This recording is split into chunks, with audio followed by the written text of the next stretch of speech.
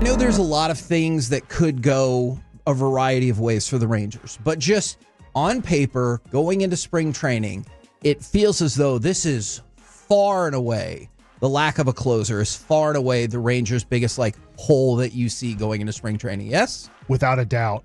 I can't remember. I know that there's been a lot of failures over the last decade at closer, whether it was Sam Dyson, at times, Jose Leclerc. Even that World Series season, we were very uncertain going into the playoffs. I just don't recall them ever going into spring training going, we have no clue.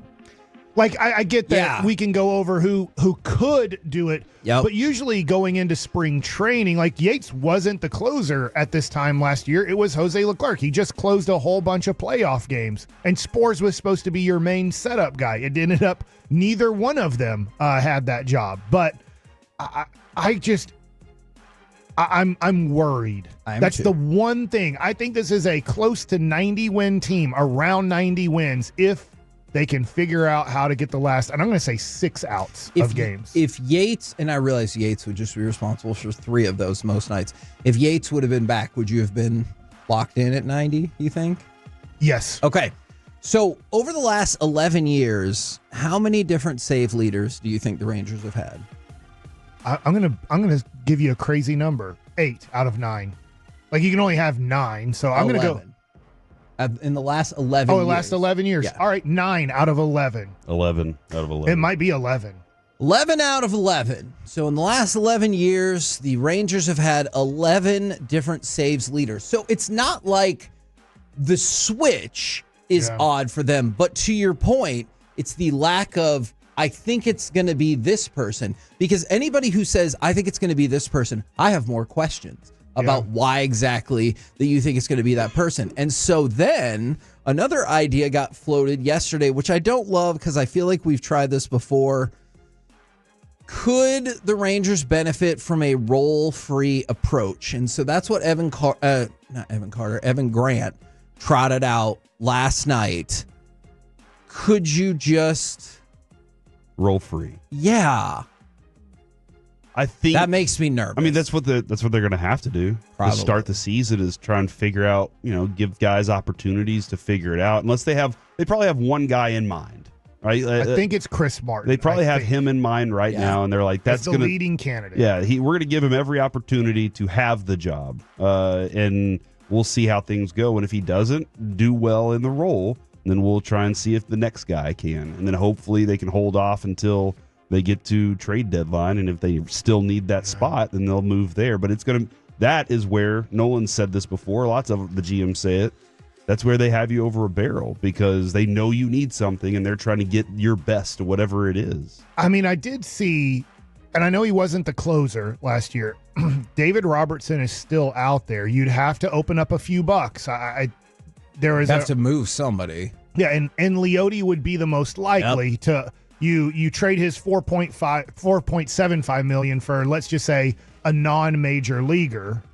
That would give you enough money to maybe offer David Robertson a 1-year, $7.5 million deal. You stay under the threshold of 241, and you have a guy who you're like, we know he's a good setup guy. We saw him last year be a good setup guy. Yes. We're going to ask him to close. He has approximately 200 saves in his career.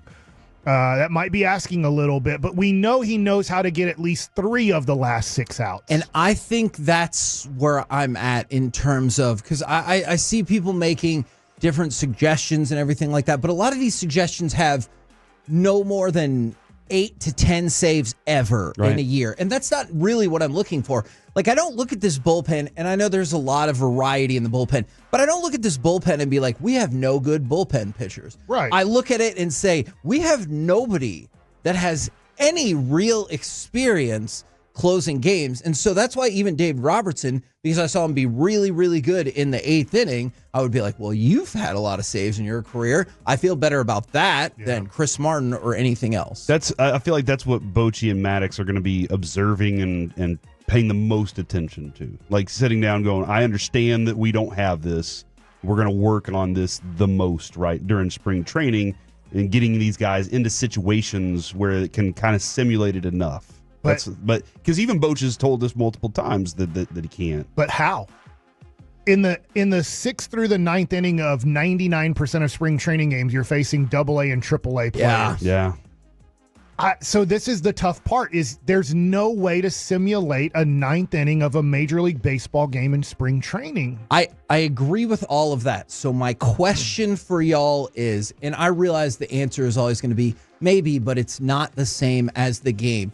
Do you get a sense for pitchers or players just knowing like these people are made for like those balls of steel moment? You know what I'm saying? Like, I know until you see it. Okay. Until you see it. Yeah. And so that's what I'm trying to figure out. I know you can think that, but can you get a good feel for that without seeing it? And you're like, hey, I know he hasn't closed, but I've seen this dude do all kinds of things and he's got it. Yeah, it's an educated guess.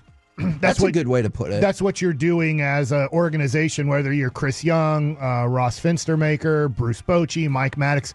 They're going to be making educated guesses on the 7th, 8th, and 9th inning. And then they're going to have to adjust as games go along. I think this is going to be a year when you say bullpen by committee, because you're going to go, well, he hasn't got it done the last 2 times in the 7th, 8th, or 9th inning. Let's bump him down to now a 5th or 6th inning role. When we're losing, we'll put him in and see if he can regain his confidence, regain his command, his stuff.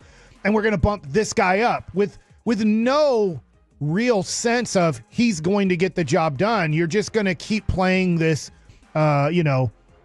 game of, I think he can do it. I'll tell you what I'm hoping for this year. I'm hoping the Cleveland Guardians stink. And then they're like, what's the point of having Emmanuel Clase if we are not competing with Detroit, if we're not competing with Kansas City? The problem is Cleveland does look good on paper. Cleveland did just get to the American League Championship Series.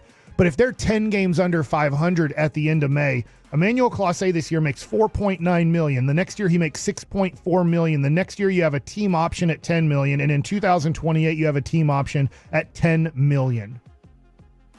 Problem solved. Yeah. But you do have to trade quite a bit to get him.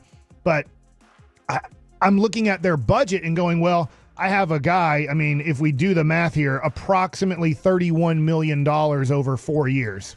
You can't get a better deal on a dude who put up a .6 ERA last year in the major leagues as a closer. He was not good in the playoffs. I don't know why he struggled so much in the playoffs, but I guess that's my hope, is that Emmanuel Clase becomes very available and the Rangers use, I don't know, whether it's obviously Justin I don't want to use Sebastian Walcott. Sure. I would not want to use him, but I don't know. If you have to use Sebastian Walcott and Justin Foscue to get a closer the next 4 years, I'm okay with it. Or use them as the closer. Or like Wyatt Langford. What if they're the closer? You just don't know. You're stuck them out in the outfield, and they have he has a great curveball.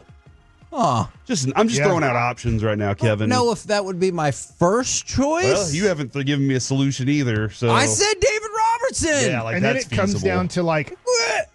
People aren't picking like Teodo to make the opening day roster. Look, we've thrown it out there. But like you give him 2 months in the bullpen. Dude can throw hard. And he's doing great in the 6th and 7th inning. And you're like, hey, he's getting major league confidence. He's getting major leaguers out. We don't have a closer. We're not succeeding at it, which is just scary. Like, how are you going to win 90 games if you blow 10 saves in the first 2 months? Yeah. And look, I saw this question, and this is a fair question. And this is why judging relievers can be tricky at times. Sorry if I'm missing who texted this in. Wasn't Robertson second highest in blown saves last season? What am I missing? So what I would say about that is he had 8. 4 of those came in like a 6-week span. And then I believe for the next 2.5 months, he had 1 blown save. So You're right. There was a 6-week period where you're like, and I'd like to say this. Nobody in Major League Baseball sees David Robertson as a closer anymore. Yep. They see him as a setup guy. That's true. We're throwing out a guy that 30 teams in Major League Baseball see as a 7th, 8th inning guy, but we're just throwing out there he does have 177 career saves. He is almost 40 years old. He'll be 40 on April 9th.